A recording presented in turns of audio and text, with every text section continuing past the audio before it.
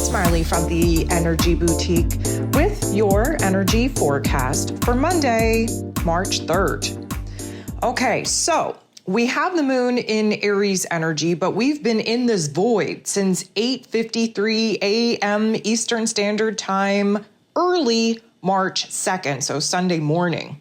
And here we are, we're sitting in the void, we're coming into the day in this void. Things have been shaky, things have been uncertain, things have just been bouncing around. And of course, here today, we are going to sit in this void, have a couple of interactions while the moon is still in Aries energy in this void. We're going to see Mercury shift into Aries energy, and then the moon is going to shift into Taurus energy, which, if you ask me, is a beautiful thing because, of course, we have our headspace just launching into this Aries energy, this fire energy. And then the minute that we do that, we have our emotions, the moon settling into this Taurus energy, which of course is a fixed earth sign. That's going to help ground us out. That's going to help anchor us into the present moment so that we don't allow our heads to get the better of us, to start racing around and pushing us to do things that, again, we have no business in doing. So, of course, there are 11 different aspects taking place here today. 9 of those are going to involve the moon. We do have Mercury shifting into this Aries energy. So again, if you haven't listened to that astro forecast or done the work in your March energy guide, I'm going to recommend you do that as well. We definitely are going to feel a major shift in our energy, in our attention, specifically where our head is concerned. And if you have not listened to this week's Ascension forecast for the highs, the lows, the everything in between of where this energy is going to manifest in our physical form, I would definitely recommend that you do that. We got to stay ahead of the game. So with that being said, we jump into the day. Again, the moon still is in a void. We are in Aries energy, but we're in the void, and we have a beautiful interaction kicking off the day. It is a semi-sextile with that north node in Pisces energy. So this screams that we are definitely feeling restless. We are feeling those ants in our pants. We are in our inner realm thinking about the options, the opportunities that we have to grow, that we have to evolve, that we have to move on, move forward, and expand upon some of the ideas that, of course, we've been sitting on the fence about debating between. But we're starting to see, again, a little bit of clarity, specifically with some intuitive downloads that are starting to piece together now to reveal what it is that we need to do, what it is that we need to pursue. The moon in this void is going to semi-square Jupiter and then the sun. Now, Jupiter's interaction is going to put us in a little bit of a tizzy because we're coming out of this realization of what we want, need, and desire and what we have to do to get it with that interaction with that North Node in Pisces. So just when we gain insight, just when we're feeling good about things, when we're getting hyped up, hyper-focused on what needs to be done, more oftentimes than not, the dark force energies, that ego programming starts kicking in, starts speaking fear in a lot of the things that we were feeling good about. Normally, Jupiter would bring the hype, he would bring the confidence, he would bring the silver linings.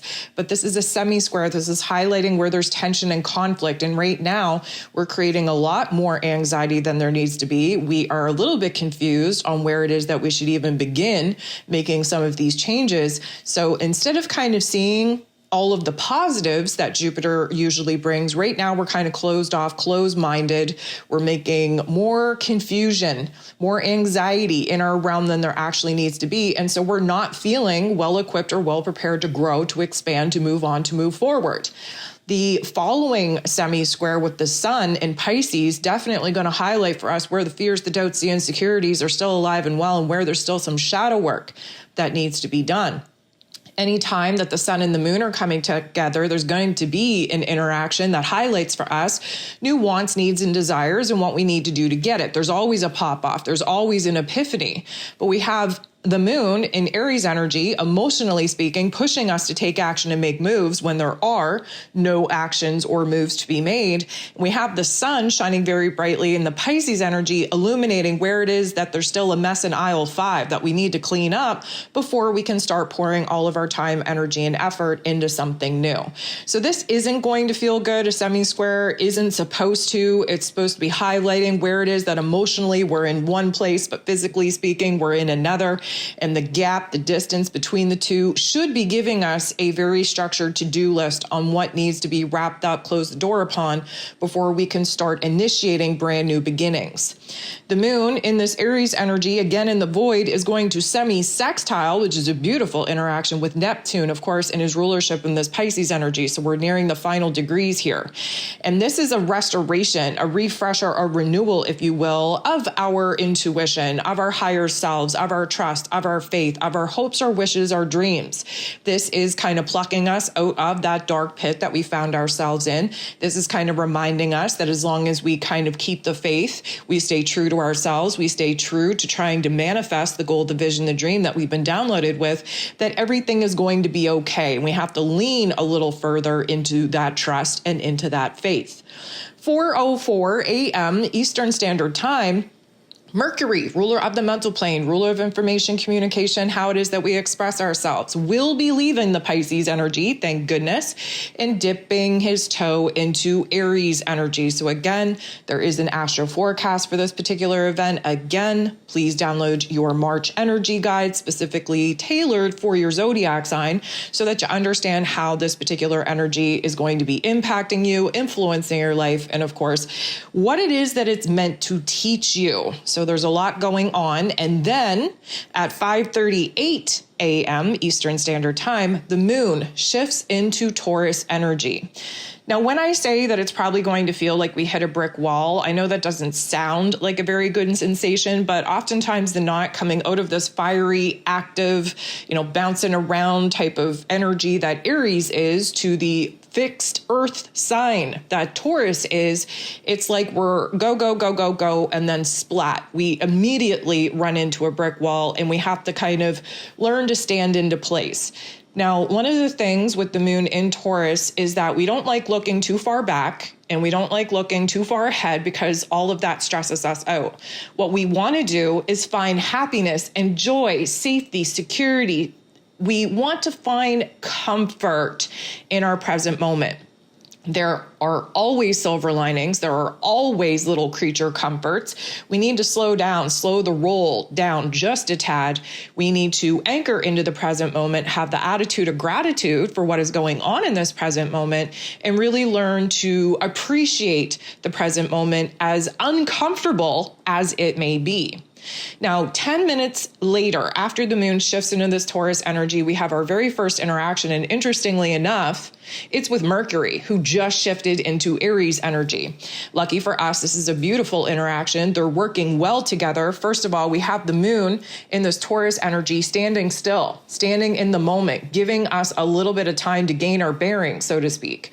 Mercury, on the other hand, is balls to the walls. The minute that we dip into this Aries energy, it's like scatterbrained, like let's explore every idea that we've had over the last 3 weeks that we haven't been able to do anything with.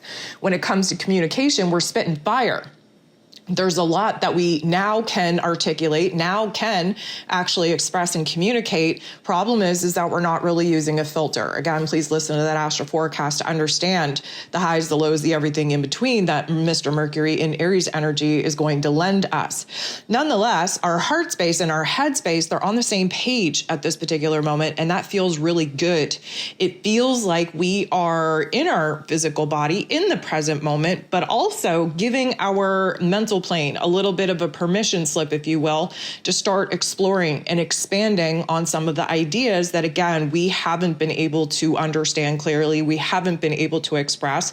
We haven't been even able to understand the full picture of what some of these ideas could actually lead us into. So this is a beautiful energy. We have 5 hours later, the moon getting into the boxing ring with Pluto, the great transformer, in Aquarius energy. So this is fixed sign energy. We have fixed earth energy from the moon in Taurus. We have fixed air energy from Pluto in Aquarius. And fixed signs, typically speaking, we want to stabilize. We want to find common ground. We want to anchor into what feels good. However, we're also considering where it is that some improvements, some adjustments could be made to this, base type of stability. And specifically with Pluto in that Aquarius energy, we're very futuristically focused, but that is a problem for the moon in Taurus. Again, we don't want to think too far ahead or too far in the past.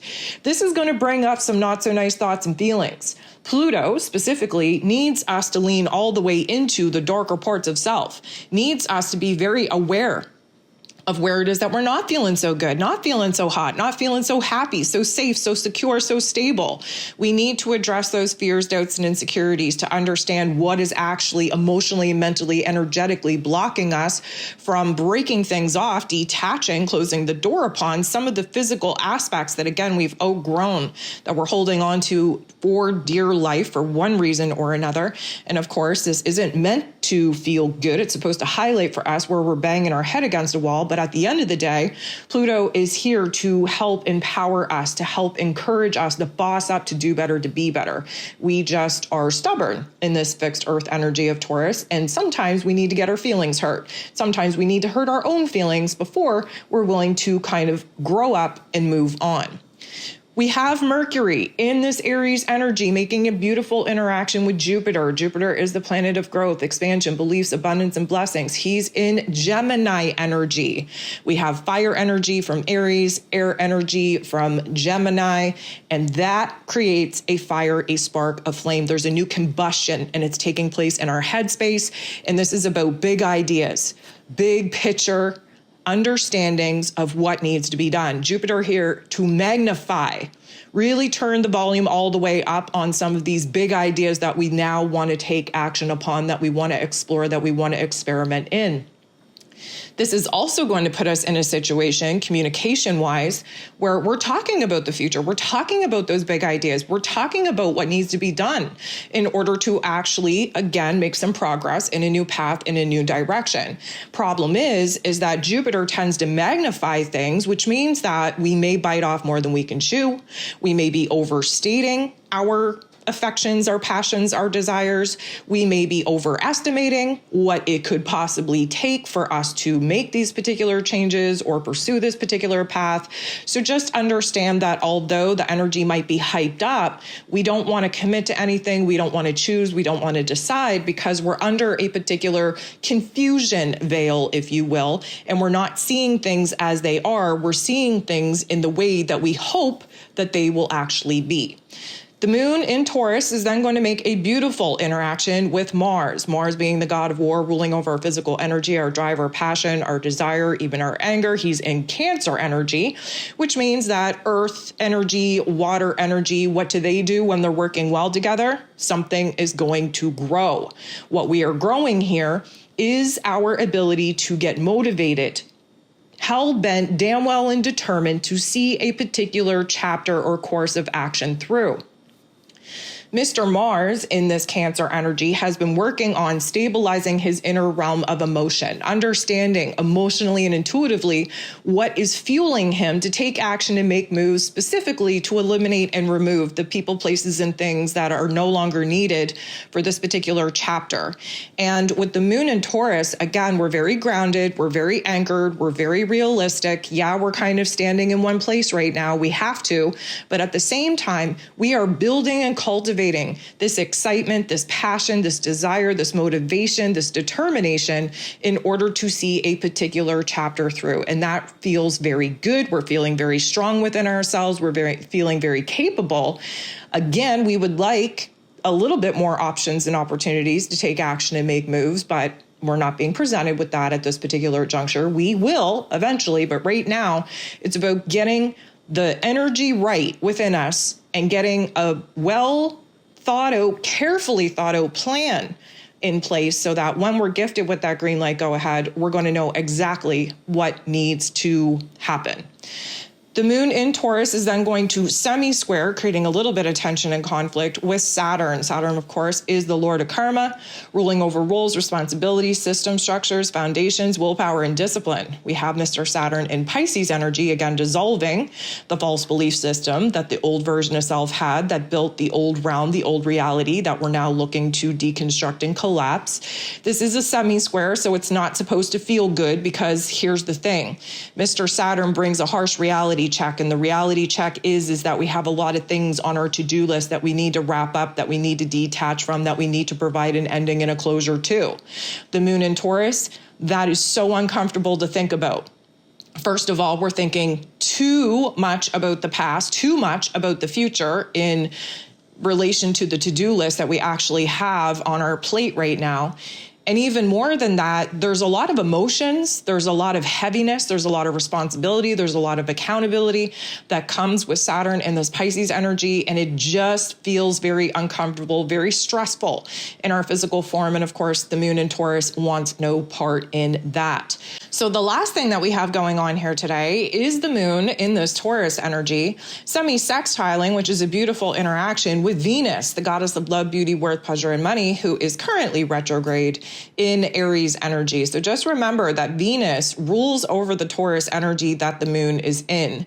Venus right now, not only is she in the underworld, kind of doing the shadow work in order to renovate and restructure her soul and her spirit, but she's also in her detriment. She's in Aries energy. And of course, that is no place that Venus ever wants to be. So lucky for us, this is a positive interaction. It means that, again, we realize where we're going through a major pivot point, a major change in our heart space and in our inner realm. The moon in Taurus allows us to feel safe, secure, stable, and grounded, anchored into this present moment, realizing that we can think about all of the things that we should be changing or that we could be changing without the applied pressure of actually having to do it in this moment. So we are getting down to the nitty-gritty of what our heart actually wants us to do, what we need to pursue, who and what is coming with us and who and what is not. But at the same time, there isn't this stress, there isn't this anxiety that we're tapping into, because again, the grounding energy is just reminding us that we are perfect in this moment. Everything is good in this moment. Yes, there is room for improvement. Yes, there is room for change, but we are only willing to think about it. We're only willing to explore our inner realm of thoughts and emotions about it. We're not pressuring ourselves to do a damn thing about it in our physical realms.